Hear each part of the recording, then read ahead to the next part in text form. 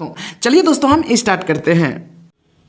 पहला model set का पहला क्वेश्चन है, विटामिन सी का सर्वोत्तम स्रोत क्या है? आंवला। और इसका रासायनिक नाम क्या होता है? Ascorbic acid. याद रखिएगा। मानव शरीर में गुर्दों का प्रमुख कार्य क्या होता है? शरीर से बेकार द्रव को बाहर निकलता है, जिसको हम लोग किडनी कहते हैं, गुर्दा किडनी। हाँ, नेक्स्ट, किसकी कमी से रतुंधी की बीमारी होती है? तो विटामिन ए की कमी से रतुंधी की बीमारी होती है। और विटामिन ए का रासायनिक नाम क्या है? रेटिनॉल। और विटामिन ए का सर्वोत्तम स्रोत है गाजर। याद रखिएगा। राइबोसोम पादप का भूमिगत प्रारूप है। और ये राइबोसोम जो है पेड़ पौधे जितने भी हैं, दलहनी पेड़ पौधे, उसके जो है तना में पाया जाता है राइबोसोम। और कभी कभी जड़ों में भी पाया जाता है। चेचक की टीका का आविष्कार किसने किया था? एडवर्ड जेनर ने चेचक की टीका का खोज किया था। नेक्स्ट क्या है? शरीर में कुल हड्डियों की कुल संख्या कितनी है? तो 206 कुल हड्डियों की संख्या होता है। आप लोगों को याद रखना है, नवजात शिशु में 300 प्लस होते हैं शरीर में हड्डियों की संख्या। शरीर की सबसे लंबी अस्थि कौन सी है? फीमर, जिसको बोलते हैं जांघ की हड्डी, या इसका शुद्ध हिंदी नाम है उरु। उरु हड्डी कहाँ पाया जाता है? जांघ में, और ये सबसे लंबी होती है। शरीर में सबसे मजबूत हड्डी क्या है? जेबरे की हड्डी, और इसका इंग्लिश नाम क्या है? एनामेल। आप लोग याद रखिए, जेबरे की हड्डी। नेक्स्ट है, हृदय 1 मिनट में धड़कता है कितनी बार? तो याद रखिएगा, हृदय 1 मिनट में 72 बार धड़कता है, 72 बार। और हम लोग सांस लेते हैं कितनी बार 1 मिनट में? 16 से 18 बार। दोनों अंतर क्वेश्चन है, याद रखिएगा। खून का रंग लाल होता है हेमोग्लोबिन के कारण, और इसमें विद्यमान होता है आयरन। याद रखिए, हेमोग्लोबिन के कारण खून का रंग लाल होता है। हेमोग्लोबिन यौगिक है किसका? प्रोटीन का। हेमोग्लोबिन एक तरह से क्या है? यह एक प्रोटीन है या यौगिक है प्रोटीन का। और याद रखिए, यौगिक का मतलब हुआ अनुपात में होना चाहिए। लाल रक्त कणिकाओं का जीवन काल कितना होता है? 20 से 120 दिन। याद रखिएगा। और इसी में WBC का कितना होता है? 1 से 4 दिन या फिर 2 से 4 दिन।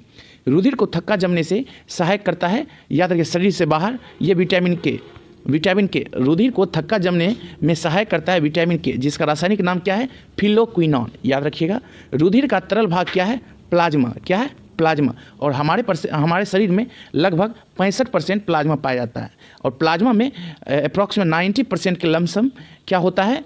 ये जल होता है। रक्त समूह में सर्वदाता और सर्वग्राही क्या है? सर्वदाता है O में भी क्या है? O negative. और सर्वग्राही क्या है? Universal acceptor AB। याद रखिएगा। और O क्या है? यूनिवर्सल डोनर है। AB क्या है? यूनिवर्सल एक्सेप्टर है। O क्या है? O निगेटिव यूनिवर्सल डोनर होता है। याद रखिएगा। O में एंटीबॉडी पाया जाता है, ये आप लोगों को अच्छी तरह से याद रखना है। O में एंटीबॉडी पाया जाता है, एंटीजन नहीं, इसमें एंटीजन नहीं होता है O में। जबकि AB में एंटीजन पाया जाता है, इसमें एंटीबॉडी नहीं होता है। पित्त स्रावित होता है यकृत में, और जमा होता है पित्ताशय में। स्वस्थ मनुष्य का रक्तचाप होता है कितना? तो 120/80। 120/80 स्वस्थ मनुष्य का क्या होता है? रक्तचाप होता है। रक्त से अशुद्ध पदार्थों को अलग करता है वृक्क, किडनी, अभी जस्ट हम बताए थे। शरीर की सबसे बड़ी कोशिका क्या है? शरीर की जो सभी जीव जंतु में सबसे बड़ी कोशिका होती है किसका? तो शुतुरमुर्ग का अंडा। शुतुरमुर्ग का अंडा, जिसको बोलते हैं ऑस्ट्रिच। ऑस्ट्रिच का अंडा का सबसे बड़ा कोशिका होता है। याद रखिएगा। हाइड्रोफोबिया संबंधित है कुत्ते के काटने से। याद रखिए, हाइड्रोफोबिया में क्या होता है? पानी से डर लगता है। जी हाँ, और ये कुत्ते के काटने से होता है। इसी का एक और अन्य नाम है क्या? रेबीज। याद रखिए, ये वायरस से होता है। वायरोलॉजी संबंधित है किससे? वायरोलॉजी विषाणुओं से संबंधित है। वायरोलॉजी किससे? विषाणुओं से। याद रखिएगा। और विषाणु का खोज किसने किया था? इवानोवस्की। याद, जीवाणु का लुवेनहॉग। खून थक्का नहीं जमता है हेमोग्लोबिन में। हीमोफीलिया में जो है खून थक्का नहीं जमता है। हीमोफीलिया एक अनुवांशिक रोग है, और इसमें खून की थक्का नहीं जमता है, जिसके कारण क्या होता है? अगर ये हीमोफीलिया रोग से ग्रस्त व्यक्ति का अंग कोई कट जाता है, कोई भी कहीं भी कट जाता है, तो वो खून रुकता नहीं है, जिसके कारण उसकी धीरे धीरे सभी खून निकल जाता है और मृत्यु हो जाता है। ट्रेकोमा एवं ग्लूकोमा रोग संबंधित है किससे? आँख से। ट्रेकोमा और ग्लूकोमा किससे? आँख से। नेक्स्ट है मॉडल सेट नंबर 2 है क्या है? प्लाज्मोडियम परजीवी है किसका? तो याद रखिएगा, मलेरिया रोग का। जी हाँ, मादा एनाफिलीज मच्छर में प्लाज्मोडियम परजीवी पाया जाता है, जिसके कारण यही क्या होता है जी, अगर किसी को काटता है तो ये मलेरिया रोग हो जाता है। और मलेरिया रोग का खोज किसने किया? तो रोनाल्ड रॉस ने। पॉजिट्रॉन किसका प्रतिकण है? याद रखिए, इलेक्ट्रॉन का प्रतिकण है पॉजिट्रॉन। और इलेक्ट्रॉन का खोज किसने किया था? जे थॉमसन ने। और प्रोटॉन का खोज किसने किया था? गोल्डविन और रदरफोर्ड ने ये प्रोटॉन का खोज किया है। जबकि न्यूट्रॉन का चैडविक ने किया है, न्यूट्रिनो का पॉली किया है। याद रखिएगा। और पॉजिट्रॉन का एंडरसन ने किया है। जी, अच्छी तरह से याद रखिएगा। जड़ों के रूपांतरण का उदाहरण क्या है? मूली, गाजर और शकरकंद। ये सब का हम लोग क्या कहते हैं? क्या खाते हैं, जड़ खाते हैं, मूली, गाजर और शकरकंद का। और याद रखिए आलू, अदरक, प्याज ये सब का हम लोग तना खाते हैं। जी हाँ, बहुत कन्फ्यूज करते हैं और ये बहुत इंपॉर्टेंट क्वेश्चन होता है। तने के रूपांतरण का उदाहरण क्या है ना, यहाँ पे आलू, अदरक और प्याज, ये क्या तने का जो है रूपांतरण रूप है, ये सब का हम लोग तना खाते हैं। जी हाँ, लोहे की मात्रा सर्वाधिक होती है पालक की पत्तियों में।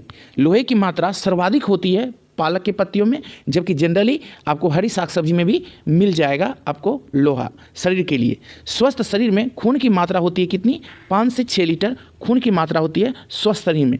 और आपको हम बता दूं ये वेट पर डिपेंड करता है जी, जिसका वेट अप्रॉक्स में 100 kg है उसके शरीर में 7 kg के अप्रॉक्स में क्या होगा, 7 लीटर ब्लड होगा। कहने का मतलब 7% ये ब्लड होता है शरीर का वेट का 7%।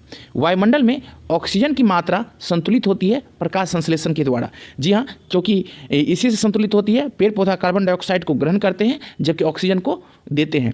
कवकों का अध्ययन कहलाता है माइकोलॉजी और शैवालों का अध्ययन फाइकोलॉजी। हड्डियों में मुख्यतः पाया जाता है कैल्शियम वो फास्फोरस। याद रखिए हड्डियों में पाया जाता है कैल्शियम एवं फास्फोरस। मानव में गुणसूत्रों की संख्या कितनी है, 46 होती है और ये 23 जोड़े होते हैं, याद रखिएगा। जी हाँ, जैसे आपका स्त्री में क्या होता है 22 + X होता है क्योंकि उसमें सिर्फ X ही होता है गुणसूत्र स्त्री में, जबकि इसमें जो है पुरुष में 22 + Y होता है, या फिर पुरुष में जो है X और Y दोनों पाया जाता है। बिल्कुल अच्छी तरह से आप लोग याद रखिएगा। जी हाँ, अगर X पुरुष भी डोनेट किया और ये महिलाएं भी X डोनेट किया तो ये जो बर्थ बेबी होगी ये क्या होगा, जी हाँ ये महिलाएं होंगे, कहने मतलब स्त्री होंगे, फेमिनिन जेंडर होंगे। और जब ये पुरुष वाई डोनेट किया और महिलाएं एक्स किया तो XY हो गया। तो XY से क्या हो जाएगा बर्थ बेबी, ये क्या हो जाएगा बॉय हो जाएगा। याद रखिए, ये अच्छी तरह से आप लोग को याद रखना है। रक्त कणिकाओं का निर्माण होता है अस्थि मज्जा में। इंसुलिन शरीर में बनती है अग्नाशय में जिसको बोलते हैं पेंक्रियाज। जी हाँ, इसी में बीटा, हाँ